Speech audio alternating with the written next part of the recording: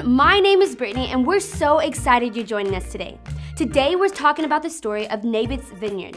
A wicked king named Ahab wanted something that wasn't his. The king had everything he could ever want, but it was never enough. He continually wanted more and more, and that kept him from being the king that he was supposed to be. Sometimes we're just like Ahab.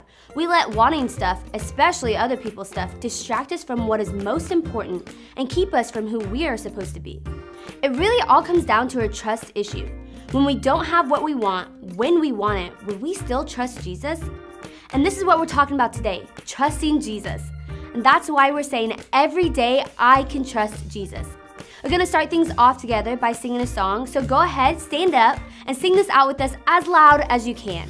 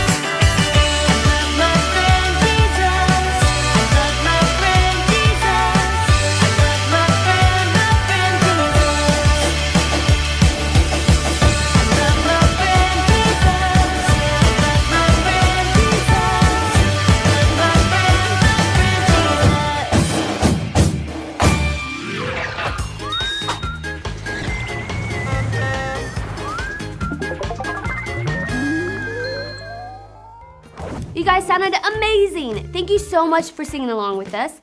And now we're going to take some time to watch a Bible story together. And like I said earlier, today's story is about Naboth's vineyard, so let's check it out.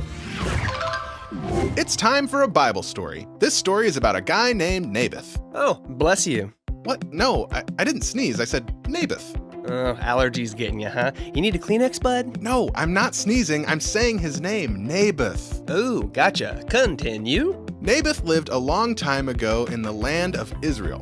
He was a godly man that lived a nice, quiet life on some land. Aw, he seems nice. I like this little Nablers guy. You mean Naboth? Yeah, that's what I said. Mayberf.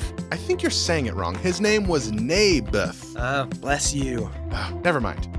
Naboth lived on a piece of land that was right by the king's palace. Nice. That's a pretty sweet setup. Good location, property value going through the roof. He's living the dream. Well, there is a catch. The king that lived in the palace was named Ahab, and he was not a great dude. And the queen wasn't any better. Her name was Jezebel. Together, they were a pretty dastardly duo. Uh-oh, I got a bad feeling about this. Okay, so what's the deal? They were just like bad neighbors or something? Always playing loud music, leaving their trash all over the place? Not quite. You see, Naboth had a bit of a green thumb. Oh, what? Gross. What's wrong with his hand? That's nasty. No. That's just a phrase that means he was a gardener, that he liked working with plants, not like he actually had a green thumb. Oh, okay, good. Because that'd be weird. Naboth had a beautiful vineyard on his land. It was full of lush plants, and Naboth worked really hard to make it very fruitful. His vineyard was so beautiful that it caught the eye of someone very powerful. Let me guess. The Hulk. What? No. Superman? Wrong again. Dwayne "The Rock" Johnson. No, it was King Ahab. He saw Naboth's vineyard from his palace and wanted to have it for himself. So he asked Naboth if he could buy it. But Naboth said no. Huh, how come? That land was given to Naboth as an inheritance, and God told him never to sell it. So he thanked the king and declined his offer. Okay, no big deal. Just gave him the old, "it's not for sale." Well, it shouldn't have been a big deal, but it was to King Ahab. He was furious that Naboth didn't give him what he wanted, so he went away pouting and all upset. Wait, like he threw a fit? Like a little baby? Pretty much, yeah. Man, that guy's got a screw loose or something. Let me get this straight. He's a king. Yep. And he lives in a totally awesome palace. But he's throwing a temper tantrum because he didn't get something? Oh, that sounds like little King Baby needs a little nappy time. You're not wrong. And when Queen Jezebel heard that Naboth wouldn't sell his vineyard to the king, she got super mad too. Seriously? What a couple lame-o babies. Totally. But it gets even worse. Queen Jezebel was so angry about it that she did something really awful. She had Naboth killed so her and King Ahab could steal the vineyard for themselves. No, Naboth, are you for real? Unfortunately, yes. King Ahab and Queen Jezebel let their jealousy consume them, and it eventually led to their own destruction. God had such better plans for them, but because they let their hearts be hardened and gave in to sin, it caused their entire family to be wiped out. Man, that is crazy. Okay, do me a favor. Remind me if I ever see a vineyard that I really like, but I can't have it, like not to get super jealous and like kill the people that have it to steal it from them, because that is not going to end well for me at all. Sure thing. If that ever happens for some weird reason, I'll totally remind you. Thanks, man. You're the best. The end. King Ahab wanted Naboth's vineyard so badly that when Naboth wouldn't give it to him, he started pouting like a little baby. He even refused to eat. Our friend Pastor Andrew is going to be talking to us a little bit more about our story right now, so let's check it out. Now let's say that I'm going out on a mission. I'm going on a big journey. There would be a few things that I would want to make sure that I take along with me. Like if I was going on a camping trip, I would want to be sure to have the right supplies. A travel backpack, a sleeping bag, a water canteen to fill up on the go, a hiking stick.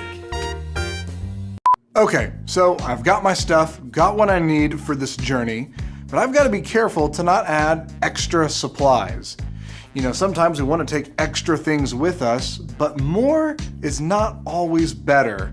Extra things can actually distract us and keep us from getting where we want to be. Let me show you what I'm talking about. A globe to map out your destination, a tiny backpack for style, a trophy from the 3rd grade, just in case you need to brag, a tennis racket, a battle axe, a power drill, a makeshift helmet to protect against bears. Okay, now this is getting ridiculous. The letter H. A chair. Okay, guys, I think we're done now. So all of that stuff would obviously slow me down on my journey. So now let's get back to our Bible story. Ahab the king had everything, but to him, he didn't have enough. He wanted more and more and more, to the point where he was sick and pouting like a little baby. He was being held back on his journey. As the king, he was supposed to shine the image of God to the people he ruled over, to show his people the true king, God. But that definitely didn't happen. He got super sidetracked on his mission, and he was super distracted by wanting what Naboth had. He totally did not complete his mission. And sometimes we can be just like Ahab. We let wanting stuff, especially other people's stuff, distract us and keep us from gaining ground on our mission. Often for us, this leads to other sick things like stealing, disliking others for what they have, being jealous, talking bad about others, making up stories about other people. And all of those are pretty sick, aren't they? So what do? How do we stop wanting what others have? If you've been wanting what others have and it's been making you feel sick or even do some kind of gross things, I want you to think about Jesus. He's a king, not a king like Ahab. Jesus is the true king, and he had everything in his kingdom, but he gave it all up to be a person like you and I, to die for us so that we could be with God and share in his kingdom forever. If we really see what Jesus has done for us, and we remind ourselves that we have the most valuable thing ever in Jesus, then how could we want what others have? Really, when it comes down to it, it's a trust issue. We've got to decide if we're going to trust Jesus or not.